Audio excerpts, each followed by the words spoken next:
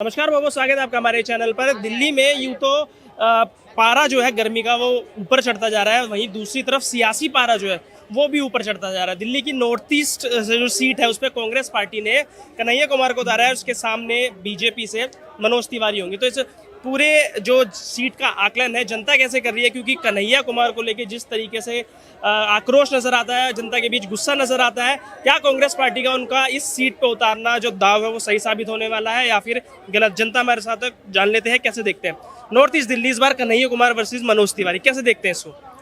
देखिए, कांग्रेस से जो अपेक्षा थी ना किया उसने वही। कन्हैया कुमार मतलब कोई और ऐसा अच्छा नेता उनको शायद मिला नहीं, और मुकाबला किससे? मनोज तिवारी। जबकि नॉर्थ वेस्ट की जनता पहले ही सोच चुकी है कि भैया तीसरी बारी मनोज तिवारी, 2 बार पहले सांसद बनाया, अब तीसरी बारी भी बनाएंगे, क्योंकि उन्होंने जो कार्य वहां पर करे हैं ना, जनता उससे खुश है।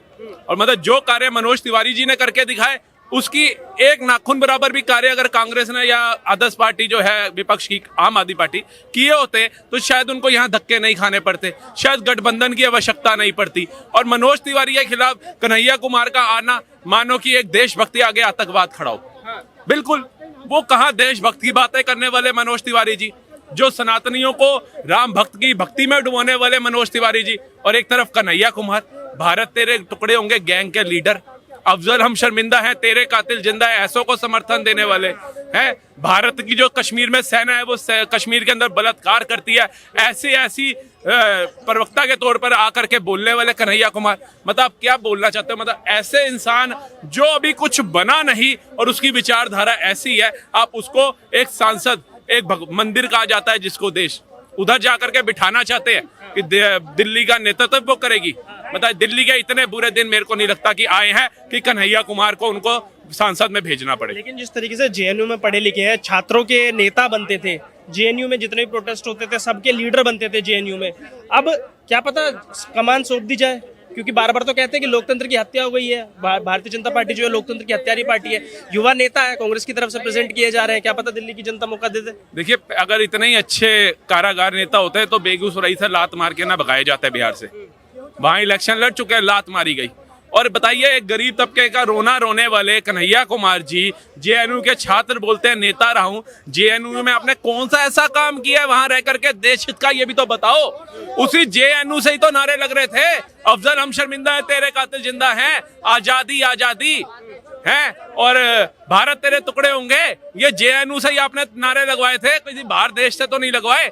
तो आप क्या जेएनयू का रोना रोते हो? पहले तो ये बताओ देश हित के लिए आपने क्या बात करी है, देश हित में आपका योगदान क्या है? गरीब तबके का आप रोना रोते हो, गरीबों के लिए आपने किया क्या है?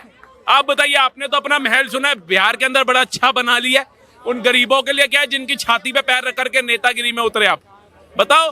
इसी कांग्रेस को कल तक कोस रहे थे, गालियां दे रहे थे आप, आज उनकी झोली में जाकर के बैठे हो और वो आपको टिकट पे लड़वा रही है इधर।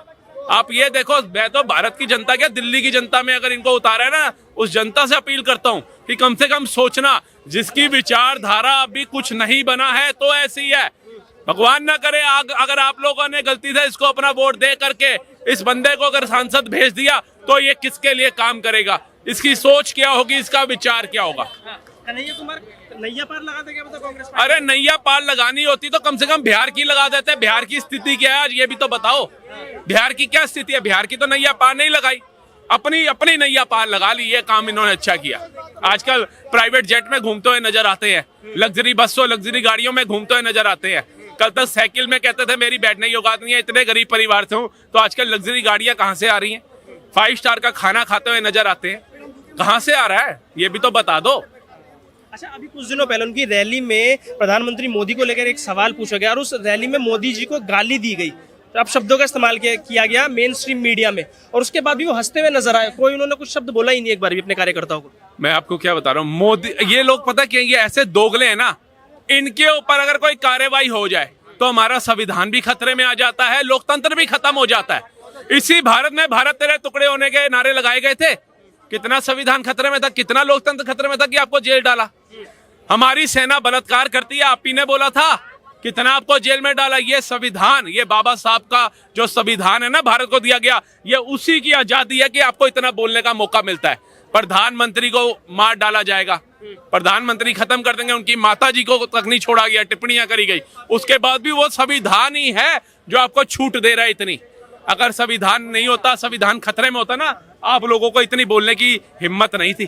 किसी प्रधानमंत्री, एक सम्मानित पद पे, जहां विदेशों के प्रधानमंत्री, राष्ट्रपति कह रहे हैं बोस, पैर छू रहे हैं, और आप जिनकी कोई औकात नहीं है, जो जनता के, गरीबों के छाती पे पैर रख करके तुंगपुंजिया नेता बन जाते हैं, वो बताते हैं कि भारत के टुकड़े करने हैं या अफजल के शर्मिंदा होना है, और तुलना करते हैं अपने क्रांतिकारी उनसे, राजगुरु भगत सिंह से। उनकी पैर की धूल भी हो क्या आप बताओ? जो उन्होंने कर दिया, हंसते हंसते फांसी पे चढ़ गए, आपको अभी एक तिहाड़ जेल ले जाए ना, हवा निकल जाती है। संविधान खतरे, है लोकतंत्र खतरे में, है उसका 4 किलो वजन गिर गया, उसकी शुगर लो हो गई।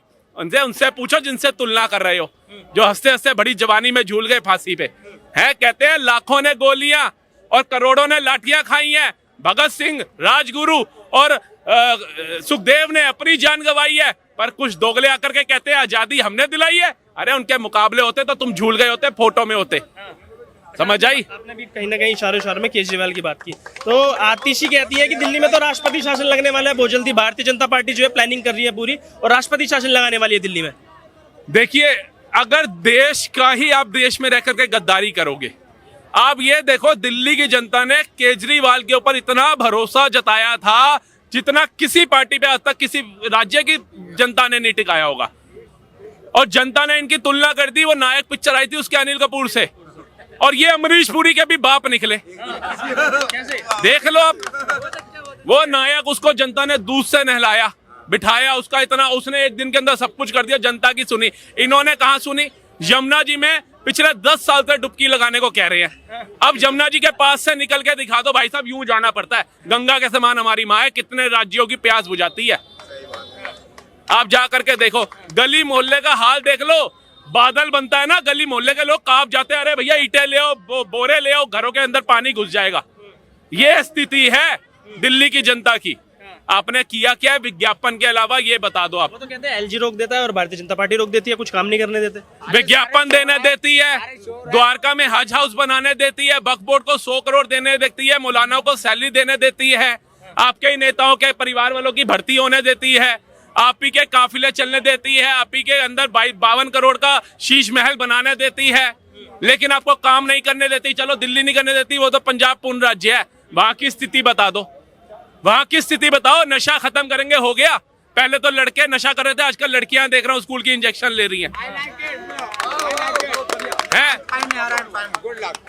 रेत माफिया चले गए अंदर, हो गया। क्या किया विकास, ये बता दो।